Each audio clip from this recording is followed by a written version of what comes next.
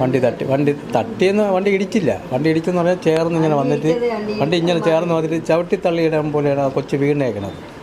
അത് വണ്ടി തമ്മിലിടിച്ചാൽ രണ്ടുപേരും മറിയും. അപ്പോൾ ചവിട്ടി തള്ളിയിടാൻ പോലെയാണ് മറിഞ്ഞേക്കണത്. അപ്പോൾ എനിക്ക് ജീവിക്കണമെന്നില്ലല്ലോ. കൊച്ചങ്ങ് പറഞ്ഞു അത് ഞാൻ ചെയ്യുമെന്ന് ഞാൻ വിചാരിച്ചില്ല. നമ്മളെങ്ങനെ വളർത്തിയ കൊച്ചാണ്. അത്ര പാവപ്പെട്ടൊരു കൊച്ചാണ്. ഈ നാട് മൊത്തം അറിയാം കൊച്ചാണ്. ഈ നാട് മൊത്തം അറിയാം. ഒരു മറുപടി പോലും പറയില്ല. ഞാൻ ഇങ്ങനെ ദേഷ്യപ്പെട്ടാൽ പോലും പേടിക്കണ കൊച്ചാണ്.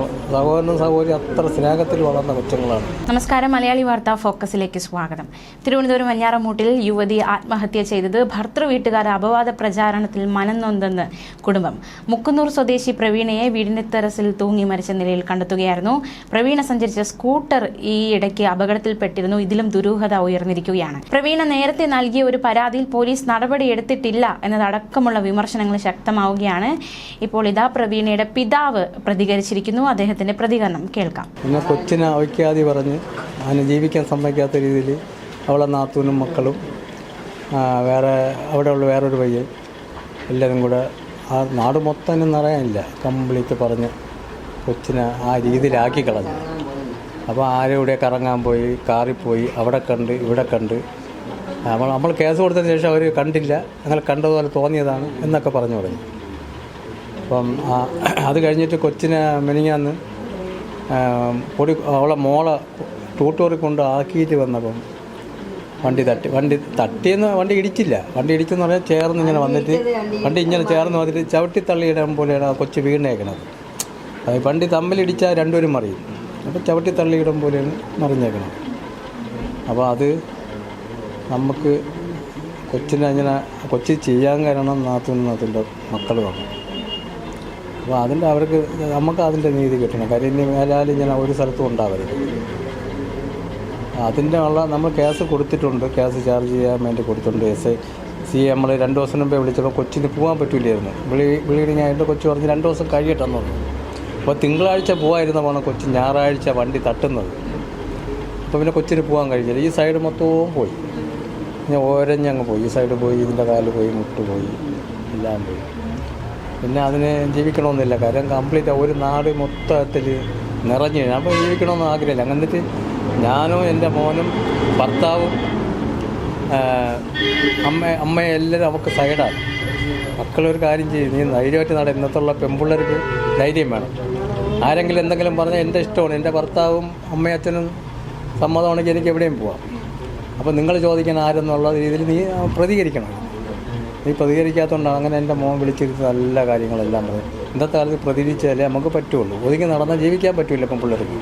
പഴയ കാലമല്ല. അപ്പോൾ ഇന്നൊരു ഇത് വന്നാൽ പെൺപിള്ളേർ അടി കൊടുത്തിട്ട് സ്റ്റേഷനിൽ പോയി കേസ് കൊടുക്കണം പെൺപിള്ളേർ ഇന്നുണ്ട് എന്നൊക്കെ എൻ്റെ മോൻ പറഞ്ഞു. മക്കളങ്ങനെ വീട്ടിൽ ഒതുങ്ങിയിരിക്കരുത്, നാടൊക്കെയിടൊന്നുമില്ല. അപ്പോൾ അച്ഛാ എങ്ങനെ ഇറങ്ങുക, നാട് മൊത്തത്തിൽ ആൺപിള്ളേർ പോലും എനിക്ക് സൈഡില്ല. അപ്പോൾ എനിക്ക് ജീവിക്കണമെന്നില്ലല്ലോ. കൊച്ചങ്ങ് പറഞ്ഞു അത് ഞാൻ ചെയ്യുമെന്ന് ഞാൻ വിചാരിച്ചില്ല. നമ്മളെങ്ങനെ വളർത്തിയ കൊച്ചാണ്. അത്ര പാവപ്പെട്ടൊരു കൊച്ചാണ്. ഈ നാട് മൊത്തം അറിയാം കൊച്ചാണ്. ഈ നാട് മൊത്തം അറിയാം. ഒരു മറുപടി പോലും പറയില്ല. ഞാൻ ഇങ്ങനെ ദേഷ്യപ്പെട്ടാൽ പോലും പേടിക്കണ കൊച്ചാണ്. സഹോദരനും സഹോദരി അത്ര സ്നേഹത്തിൽ വളർന്ന കൊച്ചുങ്ങളാണ്. അവൻ പറഞ്ഞു, നീ ഒന്നും ചെയ്യില്ല മക്കളെ, നിനക്ക് ഞാനുണ്ട്, സഹോദരമുണ്ട്, എന്ത് വേണമെങ്കിലും ചെയ്യും, ഒന്നും ചെയ്യില്ലെന്ന് എല്ലാം പറഞ്ഞു. എന്ത് ചെയ്യും, സമയമായി അത് ചെയ്ത് അത് ജീവിക്കാൻ സമ്മതിച്ചില്ല. നേരത്തെ ഇത്തരത്തിലൊരു പരാതി കൊടുത്തിരുന്നു. പരാതി കൊടുത്തത് നാത്തൂൻ്റെയും മോൻ്റെയും പേര് വെച്ചില്ലായിരുന്നത്. അതിന് ശേഷമാണ് കൊടുത്തതിന് ശേഷമാണ് ബാക്കിയുള്ള കാര്യങ്ങൾ അറിയണത്.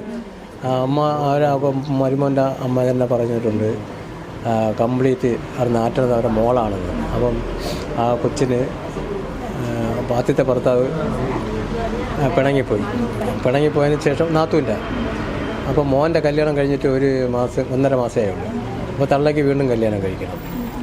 അങ്ങനെ ആയപ്പോഴും എൻ്റെ മരുമോൻ അത് സൈഡ് നിന്നില്ല. മരുമോൻ പറഞ്ഞു, ഞാൻ നിൽക്കില്ല, ആ പയ്യനാണെങ്കിൽ ഞാൻ നിൽക്കില്ല, നിങ്ങൾ വേറെ എവിടെ നിന്ന് ദൂരം നിന്ന് കെട്ടി, ഞാൻ സഹകരിക്കില്ലെന്ന് പറഞ്ഞു. അപ്പോൾ അത് എവള് ചെയ്യിക്കണതാണെന്നും കൊണ്ട് അങ്ങനെ അവൾക്ക് ആ വാശി ഇവിടെ അവൾക്കുണ്ട്, നാത്തൂനുണ്ട്. അങ്ങനെ ആ രീതിയിൽ കംപ്ലീറ്റ് പരത്തി കളഞ്ഞു. മൊത്തത്തിൽ ആൺപിള്ളേരൊക്കെ വിളിച്ച് അവർ കണ്ടതായിട്ട് അങ്ങ് പറഞ്ഞത്. അപ്പോൾ ആൺപിള്ളേർ വരെ വിശ്വസിച്ചു. അങ്ങനെ എൻ്റെ മരുമോനെ വിളിച്ചിട്ട് നിനക്ക് വിശ്വാസം ഉണ്ടാകുന്നതായിട്ട്, ഇല്ലെങ്കിൽ നീ ഇഞ്ഞ് വന്നിട്ട് ബന്ധം തീർത്തോ, നിൻ്റെ കൂടെ ജീവിച്ചിട്ട് വേറെ ഒരുത്തൻ്റെ പോകണമെന്ന് നിനക്കങ്ങനെ തോന്നുകയാണെങ്കിൽ നീ വന്ന് ബന്ധം തീർത്തു, ഞാൻ എൻ്റെ കൊച്ചിനെ കൊണ്ട് ഞാൻ നോക്കിക്കോളാം എന്ന് പറഞ്ഞു. അപ്പോൾ ഒരു കുറവും വരില്ലെന്ന് പറഞ്ഞു. അപ്പോൾ എനിക്കങ്ങനെ ഇല്ല, എനിക്ക് വിശ്വാസമാണ് അവളെ, എനിക്ക് പണ്ടേ വിശ്വാസമാണ്. പിന്നെ ആൾക്കാരെല്ലാം പറഞ്ഞുകൊണ്ട് ഞാൻ അങ്ങനെ ചോദിച്ചതാണ്. അല്ല, എനിക്കിപ്പോഴും വിശ്വാസം, അവളെ വിശ്വാസമാണെന്ന് പറഞ്ഞു. അവനാണ് അവിടെ ഇരുന്ന് കരയണത്. അപ്പോൾ മരുമ ഇന്നലെ രാത്രി 10:30 വന്ന്. ആ കൊച്ചു മരിക്കാൻ കാരണം ഇവരാണ്, അല്ല വേറെ, അല്ലെങ്കിൽ അത് മരിക്കില്ല. അത് നല്ല പൂർണ്ണമായിട്ടും അറിയാം. നാത്തൂൻ്റെ മക്കളും കൂടെ കംപ്ലീറ്റ് പ്രചരിപ്പിച്ച്, പിന്നെ അറിയാൻ ആളില്ല. എന്നിട്ട് അവർക്ക് വിരോധമുള്ള ആളിൻ്റെ പേരും കൂടെ പറഞ്ഞില്ലെങ്കിൽ കയറ്റും. അപ്പോൾ അങ്ങനെയൊക്കെ വന്നപ്പോഴത് മൊത്തത്തിൽ നാറി. കൊച്ചിന് വെളിയിൽ ഇറങ്ങേണ്ട പറ്റൂല ആ രീതിയിൽ. കൊച്ചി ചിന്തിച്ചിരുന്നിട്ട് ഞങ്ങൾ കൂടെ നിന്ന് എല്ലാം പറഞ്ഞു അവൾ ചെയ്യുമെന്ന്. ഒരു പെങ്കൊച്ചുണ്ട്, 12 വയസ്സായ ഒരു പെങ്കൊച്ചുണ്ട്. അത് ചെയ്യുമെന്ന് ഞാൻ പ്രതീക്ഷിച്ചില്ല. അവർക്ക് ഇപ്പോൾ അവരെ പേരിന് ഇപ്പോൾ നമ്മൾ കൊടുക്കാൻ പോകും, ചാർജ് ചെയ്യാൻ വേണ്ടി ഇപ്പോൾ കൊടുക്കാൻ പോവുകയാണ്. ഈ നാത്തൂൻ്റെ മക്കളെയും പേര് മറ്റേ 2 പേരുടെ പേരിന് കൊടുത്തിട്ടുണ്ട്. ഒരു ബന്ധുവിൻ്റെയും ഈ പയ്യെ ഇവരെ കാറിൽ കൂടെ ഒരിക്കൽ കല്യാണത്തിന് എല്ലാവരും കൂടെ പോയി. നാത്തൂനും മക്കളും എൻ്റെ മോളെ കൊച്ചും എല്ലാവരും കൂടെ കല്യാണത്തിന് പോയിട്ട് വന്നപ്പോൾ ഒരു പയ്യൻ, ചേച്ചിയെ കാണാൻ നല്ല ഗ്ലാമർ, കാണാൻ നല്ലതാണ്, നല്ല സുന്ദരിയല്ലേ, ഒരു ഫോട്ടോ ഇങ്ങോട്ട് അയച്ചു തന്നു. അവളെന്തോ പറഞ്ഞിട്ട് പറഞ്ഞു, എന്താടാ നീ പറയണമെന്ന് കേട്ടിട്ട് അവളത് ക്ലോസ് ചെയ്തത്. അപ്പോൾ വിറ്റെന്ന് പറഞ്ഞാൽ ഇതും കൂടെ ക്ലോസ് ചെയ്യാത്തതുകൊണ്ട് അവൾ അതും ക്ലോസ് ചെയ്തു. അതിനുശേഷം അവനും ബൈറ്റായിക്കോട്ടെ. ആ ചെറുക്കൈ ആണ് കോവിലത്തിൻ്റെ അവിടെ കണ്ടു ഇങ്ങനെ ഈ പിള്ളേരെ സ്വാധീനിച്ചിട്ട് ഇതെല്ലാം പറഞ്ഞ് കേൾപ്പിക്കണത്. അപ്പോൾ അവരും ആ പിള്ളേരും അങ്ങ് പറഞ്ഞുകൊണ്ട് നടക്കും. അപ്പോൾ അവൻ്റെ പേരെ കൊടുത്തിട്ടുണ്ടോ? അത് അയൽവാസി, അവർ ബന്ധുവില്ല. പിന്നെ ഒരു ബന്ധുവും കൂടെ ഉണ്ട്, അതും കൊടുത്തിട്ടുണ്ട്. അയൽവാസി എന്നൊരു 3 വീട്ടിൻ്റെ ഇപ്പുറമുള്ളൊരു പയ്യനാണ്. വേറെ അവർക്ക് ശല്യമൊന്നും പിന്നെ ഉണ്ടായില്ല. ഇത് വെച്ച് പെരുമാറി. അല്ലെങ്കിൽ എൻ്റെ കൊച്ചി ചെയ്യില്ല, നല്ലൊരു കൊച്ചാണ്.